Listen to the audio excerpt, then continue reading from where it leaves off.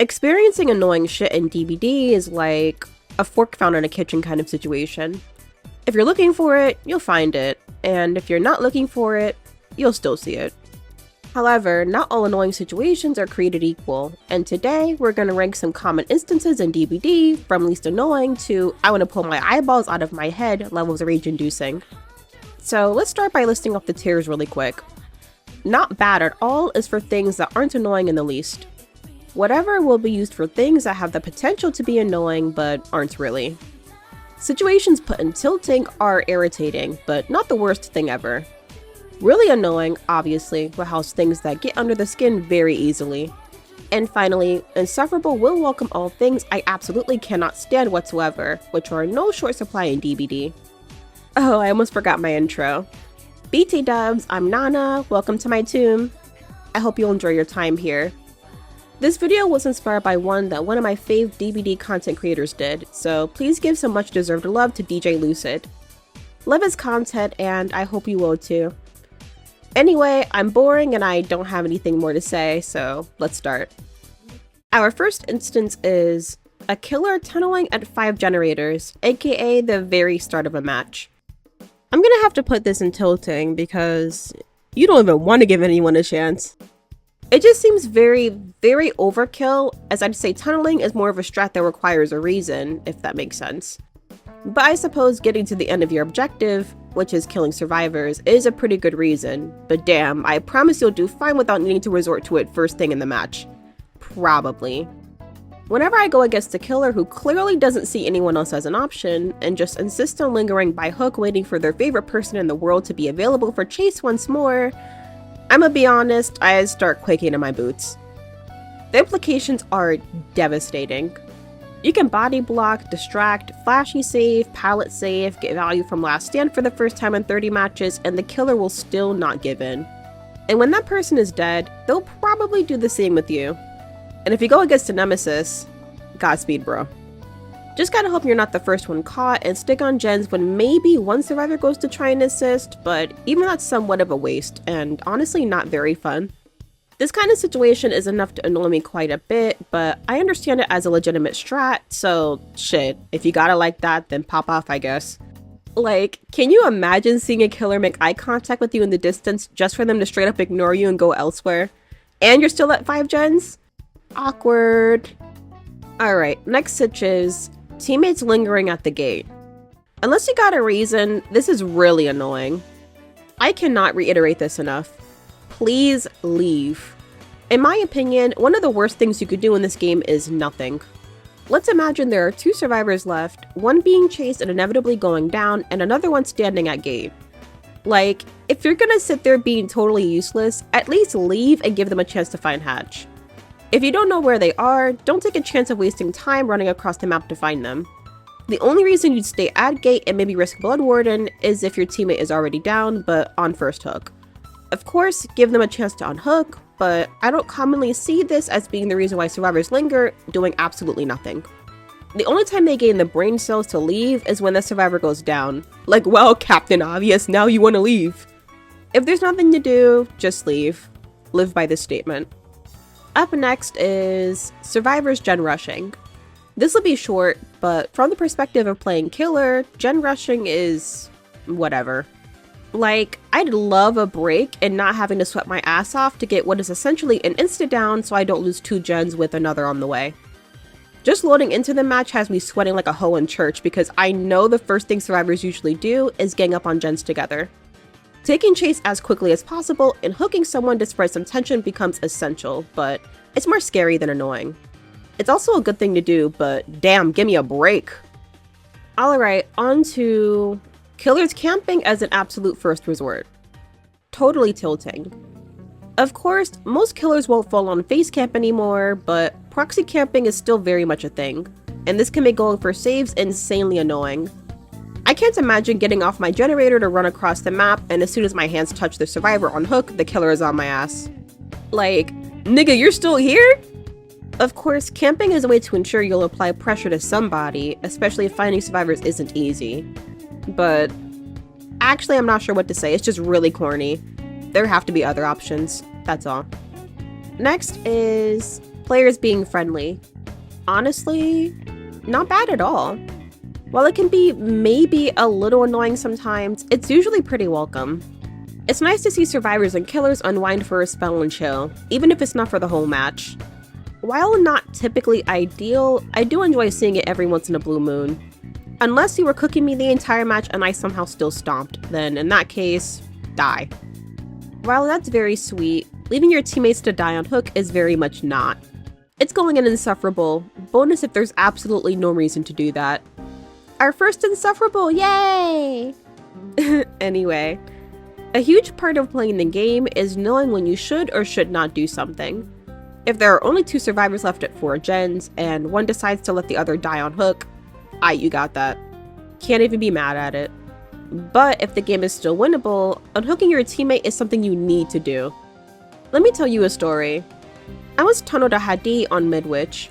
Wasn't totally on purpose, but gens were flying and her and another survivor were healing at hook. I hit Hadi by accident, then figured I might as well continue chasing her. Blah blah blah, she gets hooked again, but I spent a good while on the opposite side of the map and her team just let her die. I guess in favor of giving themselves a horrid 3-gen that I absolutely took advantage of, but I felt really bad for her when I should have been happy. It's not a whole lot of fun to play killer and have a survivor die, not because you were good, but because their team is straight ass. Even worse if you're the one that gets left on hook to die, or you're being chased and no one is doing anything while the person on hook suffers. Hot take, being slugged sucks ass, but being on hook sucks even more. Up next is, survivors who beg for chase just to go down in 2 seconds. Bonus if they DC right after. I'll have to give that insufferable because, brother. I totally understand having an ego about being good at a game. I really do. It's not always a bad thing. If you gotta like that, why not flaunt a little, you know? But if you have an ego and you go out of your way to get the killer's attention just to end up proving that you're absolute dog shit, get your loser ass on a gen, bud. You're not impressing anybody with that sorry 10-second chase against an M1 killer. There's no shame in doing a gen or healing teammates. That's also a part of the game as Survivor, but whining on your hands and knees for a chase you know is gonna be shit is shameful. And not only is it shameful, it's stupid. This had to have happened before. Why are you still doing it? Get a grip. Next is players accusing others of cheating. Man, whatever. Whatever keeps you from having to admit that you can't play the game. There are plenty of players in the game that are obviously cheating, and to accuse others that clearly aren't, either because you don't understand the game or you don't want to admit that you're not as good as you think you are. Alright, man. For example, my Swift and I had a game against a Ghostface, which I know that's evil, but playing solo queue genuinely makes me want to swallow glass. Anyway, we get a 3-man out because he exposed me at the beginning of the match and couldn't catch me. Hee hee. Who knew that such a blunder would end up costing him?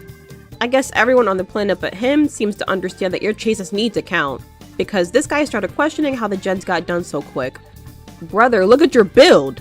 Look at the killer you're playing! And we're in a Swift? Like, you can't make this shit up. Your answer is right there. To be fair, he wasn't insulting us or anything, but it was pretty weird. Kudos to him, but in any other situation, what a roundabout way to say that you're complete ass at the game, holy shit.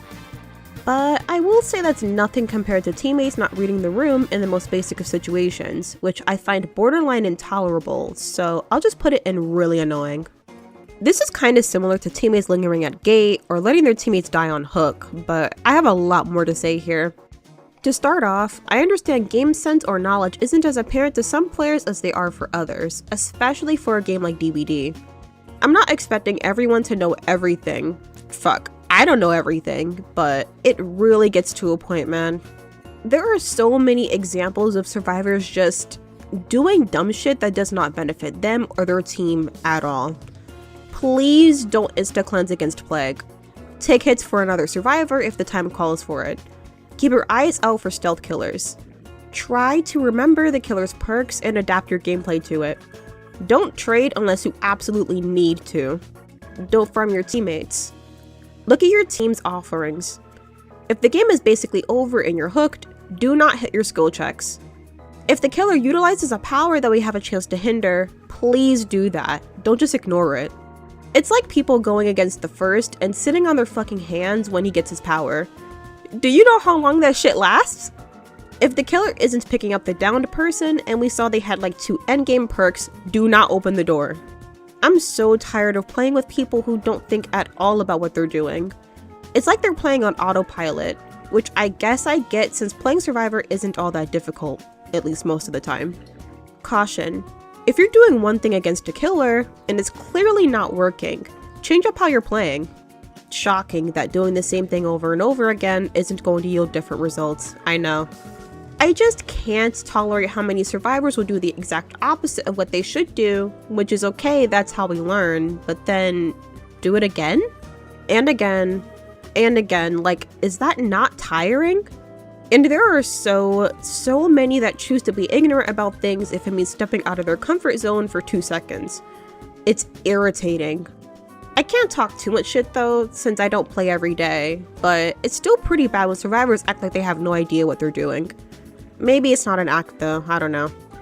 Next up, sandbagging on purpose. Totes going in insufferable, no hesitation.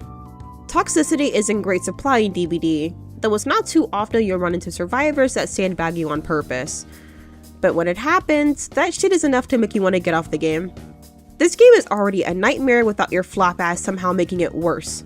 It's one thing to do it accidentally, but to make the game harder or damn near unplayable for another player, and for no reason too, is just fucking dumb. I don't know if people understand that teaming with the killer and griefing on purpose is a bannable offense, but then again, most people aren't getting banned, so I guess that's why they're so bold. Fuck them though. Moving on. Slugging and not hooking. This is gonna have to go in really annoying, not gonna lie. Wait, let me explain before people get mad. When I say slugging and not hooking, I don't mean getting it down and seeing another easy down next to you. I mean getting it down and running across the entire map to find other survivors, rinse and repeat style. I understand twins doing this, of course, but it doesn't make them or other killers doing it any less annoying. That shit's straight irritating. Can you imagine seeing your teammate get downed, shrugging your shoulders cause hey, it's not your business, only for the killer to pop up next to you 10 seconds later? Hell nah. Now on to teammates leading the killer to your gen. I kinda debated on whether or not to put this in whatever or tilting, but I think it's just whatever. It's usually not on purpose, cause like, why would you lead the killer to a very important objective on purpose? In that case, it's only really annoying in Swifts, and even then, it's not the end of the world. I do it sometimes and always feel really bad about it, so I can't be too mad if someone does it as well. Of course, it's not ideal, especially in situations where a very important gen is almost complete, or a vulnerable survivor is now being targeted. It can totally suck, but again, it's not typically on purpose. Now, our next one is kinda like one from before, which is survivors DCing after one bad chase. That's gonna have to be insufferable, like, be so for real. In my opinion, this will always be worse than a killer DCing. A killer DCing will only hurt themselves, and yeah, maybe it'll make the entire match seem pointless, but it's not that serious. But when a survivor DCs after a less than ideal chase, especially if it's their first one, oh my god, bruh. If you're that survivor's teammate, you now have to play with a bot that may or may not fuck over the rest of your team, and things being left up to chance in DBD is, well, it's not good. It's also pretty annoying as killer as well, as many of them just want a fair match where they can win by sheer skill, not because the survivor wants to be a sore loser. It just really kills all the joy in the match, and I'm sure there wasn't much to begin with. Now, I saved this one for last on purpose, and I'm sure a lot of people feel the same. Teabagging at gate or hatch is really annoying. Please end it now. If the match tilted far in one direction, and the side you're playing against has no chance of success, end it as quickly as possible. Don't waste anyone's time because you feel the need to mock whoever you're going against. Survivors will literally wait until endgame collapse to finally leave, and for literally no reason other than wanting the killer to see them acting like a fucking clown at gate. Killers are very capable of doing the same, specifically by blocking hatch instead of just closing it once they find it. This is a lot less common, but makes even less sense to me. I don't know, this shit is just really dumb and super petty unless your opponent did it first, which in that case, totally deserved. And that's our tier list for today. Hopefully you enjoyed that long list of super common annoying situations to get stuck in this game. I know a lot of people may disagree with my placements, but this is my video and I'll say what I want, okay? But if you have your own ranking you want to show me, maybe a different placement for each instance, let me know down in the comments. Again, much thanks to DJ Lucid for his fun and hilarious content. Show him some love. And show me some love too by liking, subbing, and maybe, just maybe, joining my Discord server. As always, thanks for watching, and I'll catch you later. Peace!